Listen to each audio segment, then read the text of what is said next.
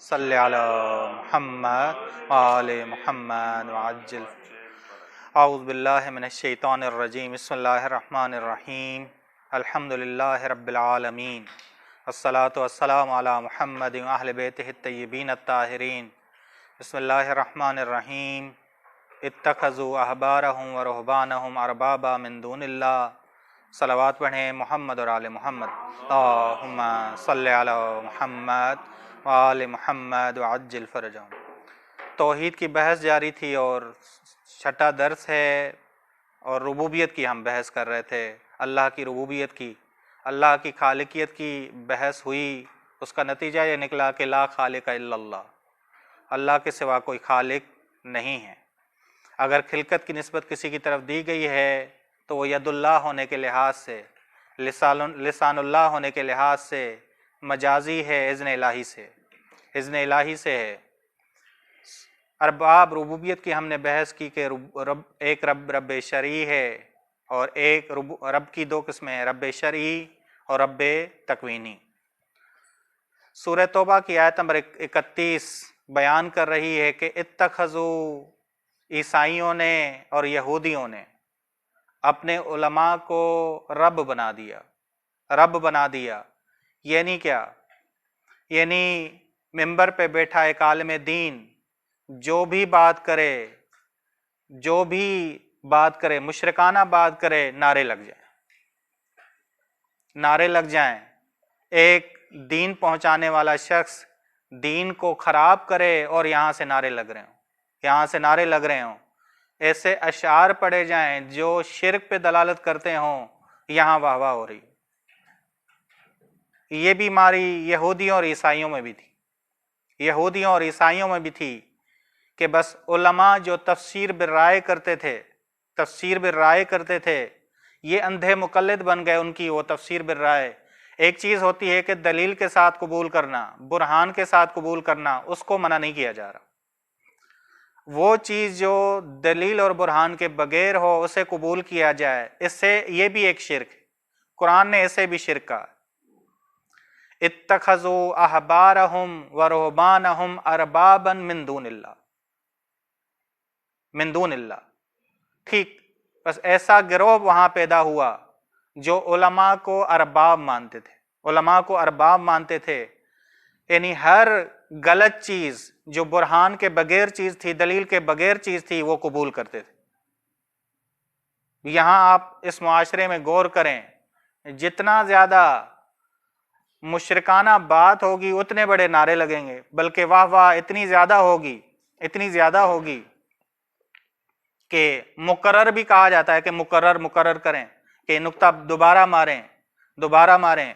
ٹھیک، ایسی باتیں مثال کے طور پہ اگر ہم کہیں کہ رسول خدا غدیر کے دن جو ہے جان کا خوف تھا رسول خدا کو، یہ خود ایک مشرکانہ بات ہے کہ رسول خدا کو ہم نے کہا کہ اپنی جان کے لحاظ سے رسول خدا کو خوف تھا، یا اللہ بھی ان کا محتاج ہو گیا۔ یہ چیزیں ہمیں سننے کو ملتی ہیں کہ اللہ کو بھی معاذ اللہ ضرورت پڑی۔ اللہ کو جب ضرورت پڑی تو اللہ نہیں رہتا۔ اللہ جو صمد ہے، بے نیاز ہے، وہ کسی کا محتاج نہیں ہو سکتا۔ ہاں، ہم محتاج ہیں محمد اور آل محمد کے خدا تک پہنچنے کے لیے۔ ٹھیک، بس ایسا معاشرہ تھا جہاں مشرکانہ باتیں ہوتی تھیں اور واہ واہ کی جاتی تھی۔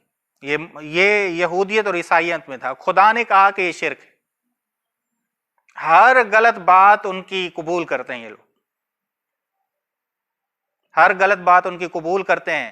سورہ آل عمران کی آیت نمبر 64 بھی دیکھیں کہ وَلَا يَتَّخِذْ بَعْضُنَا بَعْضًا أَرْبَابًا، ہم اپنوں میں ایک دوسرے کو رب بناتے ہیں۔ یعنی یہ لوگ جو یہودیت اور عیسائیت میں تھے، یعنی ایک دوسرے کو، یعنی مخلوقات میں سے علماء کی غلط تفسیروں پہ لبیک کہتے تھے، بس تفسیر بالرائے پہ لبیک کہتے تھے۔ بس یہ بھی اللہ تعالیٰ نے کہا ہے کہ یہ بھی شرک ہے۔ بس ربوبیت کی نسبت اللہ کے سوا کسی کے لیے نہیں دی جاتی، کسی کے لیے نہیں دی جاتی۔ اگر تدبیر کی نسبت غیر خدا کی طرف دی جاتی ہے تو یہ ٹھیک ہے، لیکن یہ بے اذن اللہ ہوگا، ید اللہ ہوں گے، لسان اللہ ہوں گے وہ، جیسے فرشتوں کے لیے قرآن کریم میں آیا فالمدبرات امرا، یہ نہیں کہا کہ وہ رب ہیں، ربوبیت کی نسبت نہیں دی ہے۔ جس طرح قرآن کریم نے خلقت کی نسبت جناب عیسیٰ کی طرف دی ہے، ہم نے کہا کہ یہ بے اذن اللہ ہے، بے اذن اللہ ہے، لیکن فرشتوں کی طرف ربوبیت کی نسبت نہیں دی گئی، تدبیر کی نسبت دی گئی، جو ایک لازمہ ہے کس کا؟ ربوبیت کا لازمہ ہے۔ بس یہ کہا گیا ہے کہ فالمدبرات امرا، بس اللہ کی امر کے وہ فرشتے تدبیر کرنے والے ہیں، تدبیر کرنے والے ہیں اذن الہی سے، اذن الہی سے۔ بس تدبیر کی جو فرشتوں کی طرف نسبت دی جاتی ہے، حقیقت میں اللہ کی تدبیر ہے، یہ اللہ کی تدبیر ہے۔ بس فرشتے کیا ہو جائیں گے؟ ید اللہ ہو جائیں گے، لسان اللہ ہو جائیں گے، کہ قرآن کریم نے کہا اوہا فی کل سماء فی کل سماء امرہا، امر خداوند عالم آ رہا ہے اور یہ انجام دے رہے ہیں، حکم خدا کا آ رہا ہے اور یہ انجام دے رہے ہیں۔ بس فرشتے نہ کسی چیز کے مالک ہیں اور نہ ہی اللہ کے، ہم نے جو قاعدہ بتایا تھا کہ 3 چیزیں آپ نے یاد رکھنی ہیں، کہ اللہ کے سوا کوئی مالک نہیں ہے، اللہ کا کوئی مددگار نہیں ہے، اللہ کسی کام میں اللہ کا کوئی شریک نہیں ہے، یہ 3۔ ہاں شفیع ہو سکتا ہے، یہ سورہ سبا ہم جو خلقت میں شروع میں بحث کر کے آئے ہیں اس میں یہ قاعدہ کلیہ آپ یاد رکھیں کہ فرشتے نہ ہی اللہ کے شریک ہیں، نہ ہی اللہ کے مددگار ہیں، اور نہ ہی کسی چیز کے مالک ہیں، نہ ہی کسی چیز کے مالک ہیں۔ ہاں ہم کہہ سکتے ہیں کہ یہ شفیع، شفاعت کرنے والے ہیں، ٹھیک، بس غیر خدا مستقل طور پہ مدبر نہیں ہو سکتا، یہ ناممکن ہے، بلکہ اذن الہی سے ہے۔ بس غیر خدا بے اذن اللہ سے مدبر کہلا سکتا ہے، شفیع کہلا سکتا ہے، ٹھیک۔ بس شیطان نے یہ جو کہا انا خیر منہ، خدا نے کہا یہ تکبر ہے، اللہ تعالیٰ نے کیا کہا؟ یہ تکبر ہے، انا خیر منہ، یہ تکبر ہے۔ بذات خود تکبر شان اللہ تعالیٰ ہے، اللہ تعالیٰ کی شان، اللہ تعالیٰ کی حالت ہے۔ ہم اگر تکبر کریں تو یہاں ہم خود کو رب بنائیں گے، خود کو رب، نہ کہ کسی عالم کو، بلکہ اپنے۔ یہ جو سورہ آل عمران کی آیت نمبر 64 کہتی ہے کہ ہم ایک دوسرے کو بھی رب نہ بنائیں، اپنے آپ کو بھی رب نہ بنائیں۔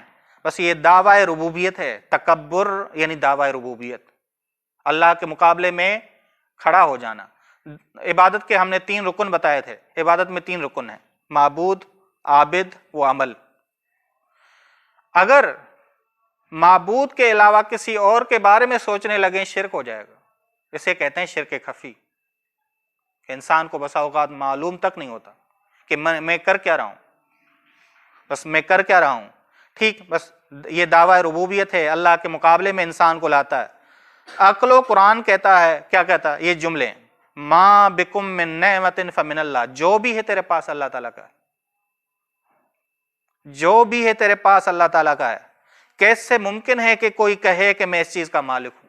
خدا کہہ رہا ہے کہ نہیں، جو بھی ہم نے تمہیں دیا ہے وہ ہم نے دیا ہے، بس تو مالک نہیں ہے، تو امانت دار ہے، امین، تو امانت دار ہے، اللہ کی دی ہوئی امانت ہے تجھے، اللہ کی دی ہوئی۔ بس امین مالک نہیں ہوتا، امین مالک نہیں ہوتا۔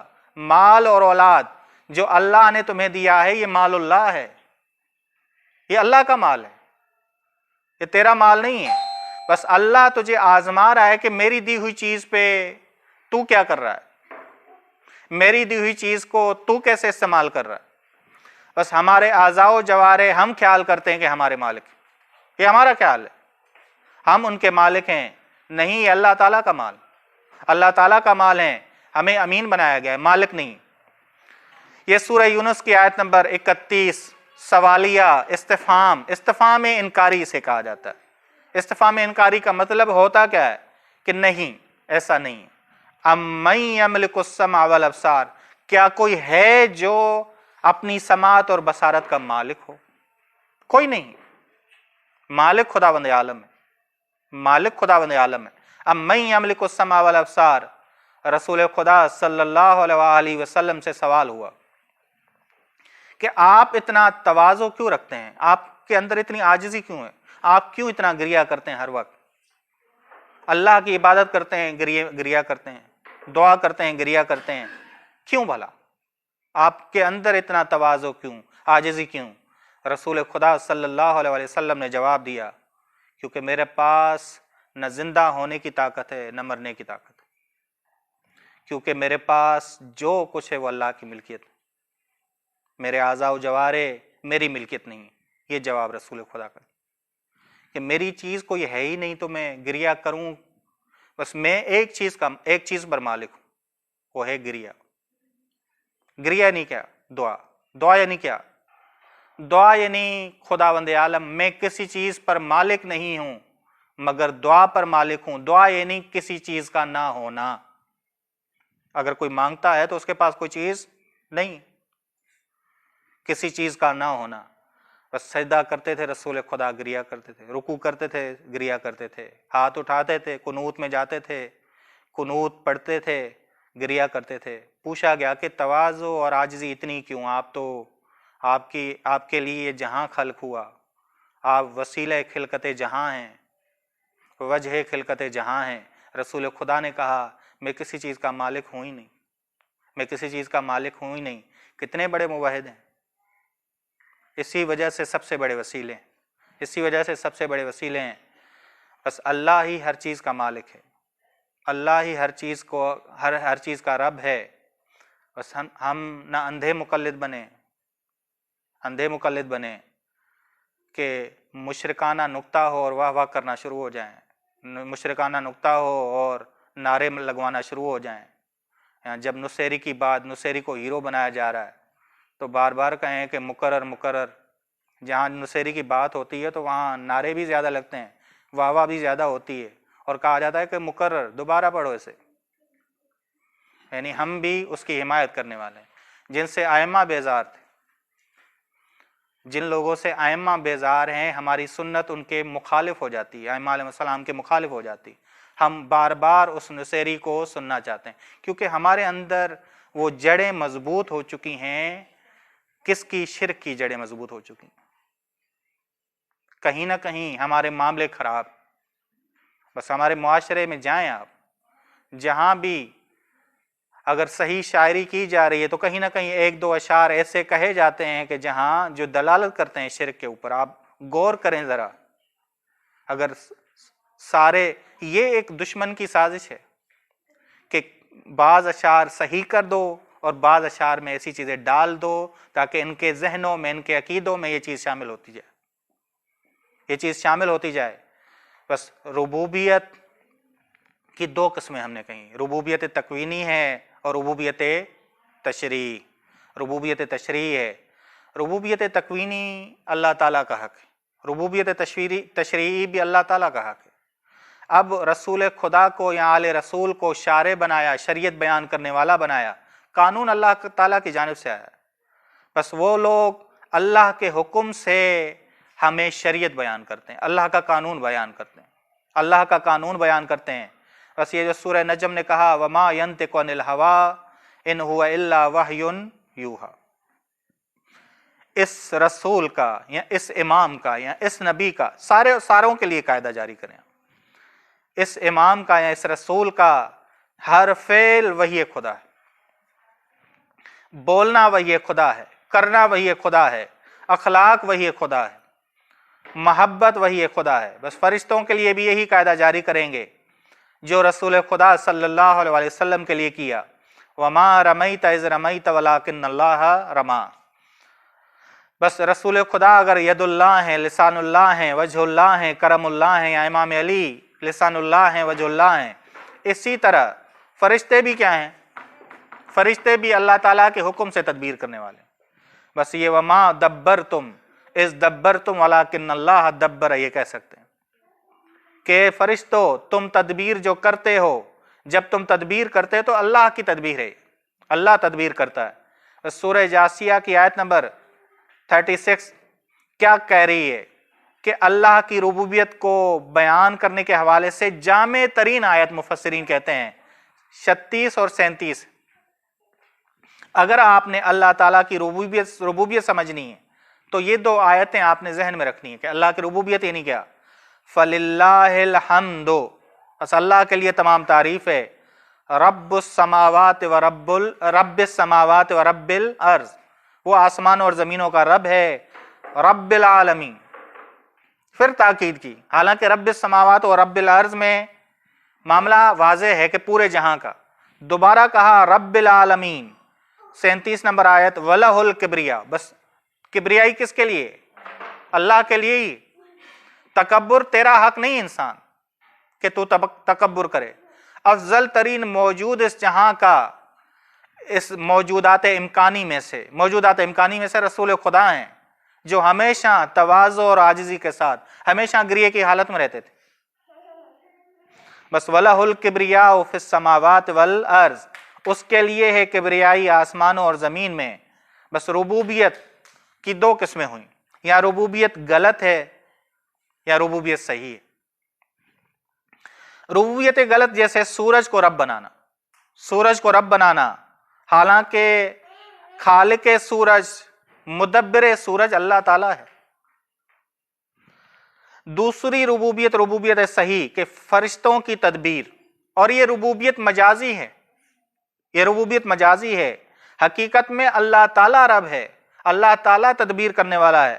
ید اللہ لسان اللہ، یہ فرشتے ہیں، بس ید اللہ لسان اللہ یہ فرشتے ہیں۔